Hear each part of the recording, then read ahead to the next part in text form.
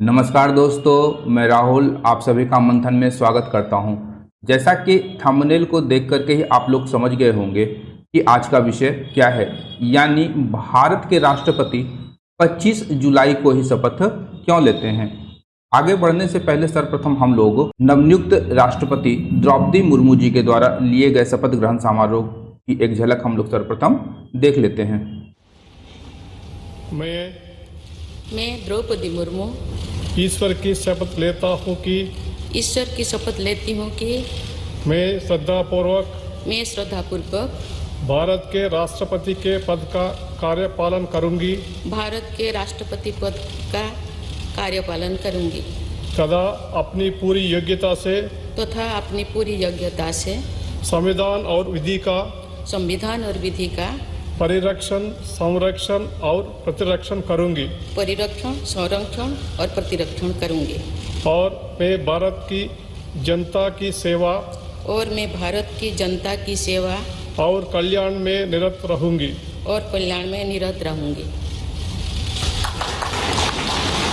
आज 25 जुलाई को भारत के नवनियुक्त राष्ट्रपति द्रौपदी मुर्मू ने अपने पद और गोपनीयता की शपथ ली है। आज के इस सेशन के अंतर्गत हम लोग इस प्रश्न को ढूंढने का प्रयास करेंगे कि आखिर भारत के राष्ट्रपति 25 जुलाई को ही शपथ क्यों लेते हैं। क्या भारत के सभी राष्ट्रपतियों ने 25 जुलाई को ही शपथ ग्रहण किया था? यदि नहीं तो क्यों?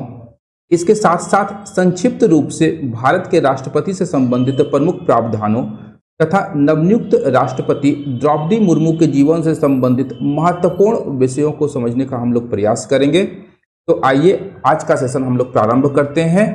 नवनियुक्त राष्ट्रपति द्रौपदी मुर्मू का जन्म 20 जून 1958 को ओडिशा के मयूरभंज जिले में संथाल जनजाति के मुखिया बिरिंची नारायण टुडू के यहाँ हुआ था। उनकी प्रारंभिक शिक्षा दीक्षा उनके गृह जनपद से ही पूरी हुई थी। इसके बाद उन्होंने भुवनेश्वर के रमा देवी महिला महाविद्यालय से स्नातक की डिग्री हासिल की।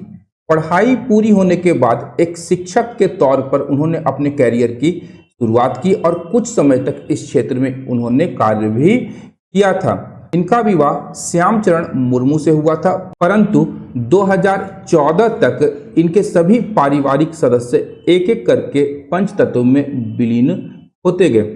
पति का साथ छूटना, बच्चों के असामयिक निधन ने इन्हें तोड़ करके रख दिया था, परंतु इस कठिन दौर से भी वो बाहर निकली और वह हार कभी नहीं मानी तथा समाज के लिए कुछ करने हेतु सदैव प्रयासरत रही थी।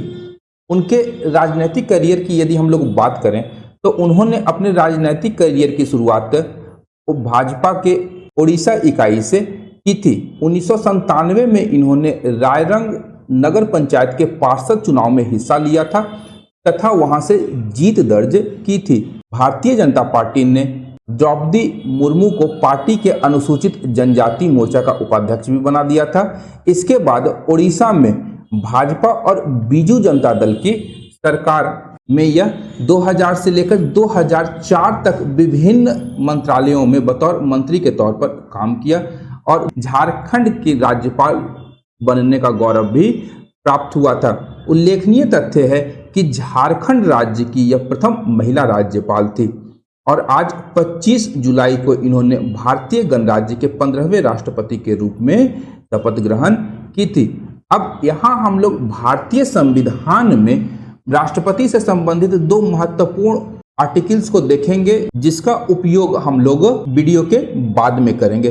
तो भारतीय संविधान के अनुच्छेद 52 में कहा गया है कि भारत का एक राष्ट्रपति होगा तथा आर्टिकल 53 में कहा गया है कि संघ की कार्यपालिका शक्ति जो होगी वह राष्ट्रपति में निहित होगी, जिसका प्रयोग वह स्वयं या अपने अधीनस्थ अधिकारियों के माध्यम से करेगा। तो वर्तमान समय में हम लोग देखते हैं कि भारत का राष्ट्रपति कौन बन सकता है। तो इसका उल्लेख जो किया गया है, राष्ट्रपति के निर्वाचन से संबंधित जो योग्यता है उसका उल्लेख अनुच्छेद 58 में किया गया है। इस आर्टिकल के अनुसार भारत का राष्ट्रपति वह बन सकता है जो भारत का नागरिक हो, यानी केवल भारत का नागरिक ही भारत का राष्ट्रपति बन सकता है। उसने अपनी 35 वर्ष की आयु पूरी कर ली हो, लोकसभा का सदस्य बनने की योग्यता रखता हो तथा भारत सरकार या किसी राज्य सरकार के अधीन या किसी स्थानीय या अन्य प्राधिकरण के अधीन किसी भी प्रकार के लाभ का पद धारण नहीं करता हो। राष्ट्रपति पद की यह जो योग्यताएं हैं यह संविधान के पार्ट 5 में दी गई हैं। राष्ट्रपति का चुनाव एक निर्वाचक मंडल करता है जिसका उल्लेख जो है संविधान के आर्टिकल 55 में किया गया है। इसके अंतर्गत संसद तथा राज्य विधानसभाओं के निर्वाचित प्रतिनिधि भाग लेते हैं। यह निर्वाचक मंडल मिलकर भारतीय संघ के राष्ट्रपति का चुनाव करते हैं। इस चुनाव प्रणाली में एक विशेष चुनाव प्रक्रिया को अपनाया जाता है जिसे हम लोग आनुपातिक मत पद्धति की एकल संक्रमणीय मत प्रणाली कहते हैं। इस मत प्रणाली के अंतर्गत जो मतदाता होते हैं वह अपने पसंद के अनुसार कैंडिडेट के आगे 1, 2, 3, 4, 5 या जितने भी कैंडिडेट खड़े हैं उनके नामों के आगे केवल क्रम संख्या लिख देते हैं और इसी के माध्यम से वो अपने उम्मीदवार का चुनाव करते हैं। मतगणना के उपरांत जिस भी उम्मीदवार को निर्धारित कोटा या 50% प्लस 1 मत मिल जाता है उसे विजयी घोषित कर दिया जाता है। तो यह जो निर्वाचन की प्रणाली है यह अपनाई जाती है भारतीय राष्ट्रपति के निर्वाचन के लिए। वर्तमान में मौजूदा राष्ट्रपति रामनाथ कोविंद का जो कार्यकाल था वह 24 जुलाई 2022 को समाप्त हो गया है और उन्होंने भी सन 2017 में जब इन्होंने राष्ट्रपति की शपथ ग्रहण की थी तो वह तिथि थी 25 जुलाई। तो यहाँ पर सवाल उठता है कि आखिरकार भारत के राष्ट्रपति 25 जुलाई को ही शपथ ग्रहण क्यों करते हैं? तो इसका उत्तर यदि हम लोग ढूंढे तो संविधान के आर्टिकल 52 तथा 53 में मिलता है जिसमें कहा गया था कि भारत का एक राष्ट्रपति होगा जिसमें संघ की कार्यपालिकीय शक्ति निहित होगी जिसका प्रयोग वह स्वयं या अपने अधीनस्थ अधिकारियों के माध्यम से करेगा।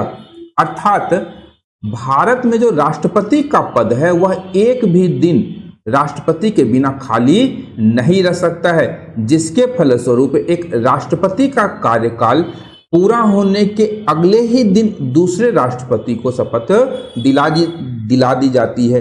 अब दूसरा प्रश्न उठता है कि भारत के प्रथम राष्ट्रपति राजेंद्र प्रसाद ने तो 26 जनवरी 1950 को शपथ ग्रहण की थी, तो वर्तमान में यह तारीख 25 जुलाई कैसे हो गई? तो इस प्रश्न के उत्तर में हम लोग देश के 5वें राष्ट्रपति फखरुद्दीन अली अहमद के कार्यकाल को देखेंगे। फखरुद्दीन अली अहमद ने 24 अगस्त 1974 को राष्ट्रपति पद की शपथ ली थी, परंतु अपने पद पर रहते हुए 11 फरवरी 1977 को इनकी मृत्यु हो जाती है।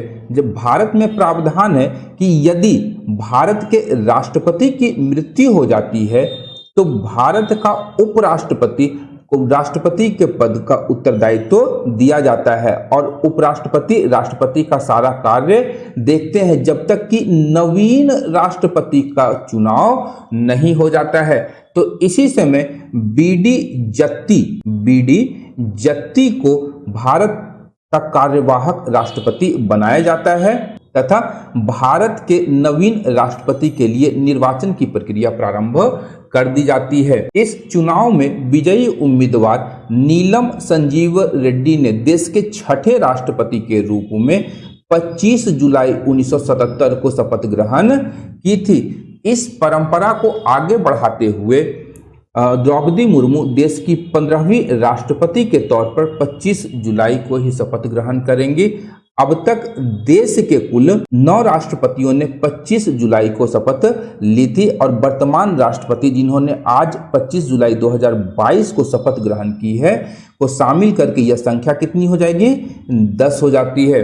तो आज का जो हमारा सेशन था यहीं पर समाप्त हो गया। उम्मीद करता हूं कि आप लोगों को यहां से 25 जुलाई के संबंध में महत्वपूर्ण जानकारी प्राप्त हुई होगी कि क्यों हमारे राष्ट्रपति 25 जुलाई को ही शपथ ग्रहण करते हैं। यदि सेशन उपयोगी लगा तो मेरे इस चैनल को लाइक, शेयर तथा सब्सक्राइब करना बिल्कुल भी ना भूलें। इस संबंध में यदि आपके कोई विचार हैं या सुझाव हैं तो आप कमेंट बॉक्स में डाल सकते हैं। अंत तक देखने के लिए धन्यवाद। देखते रहिए मंथन क्लासेस। Thank you.